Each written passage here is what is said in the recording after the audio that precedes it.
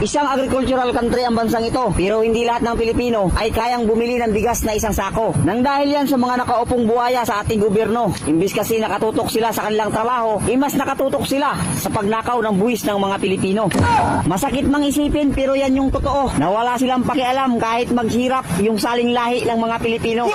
Basta sila makapagnakaw at sila'y umasinso. Yan yung totoo.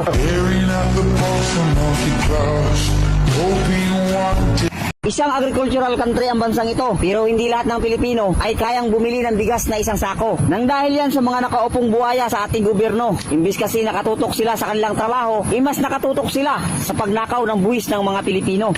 Masakit mang isipin, pero yan yung totoo, na wala silang pakialam kahit maghirap yung saling lahi ng mga Pilipino.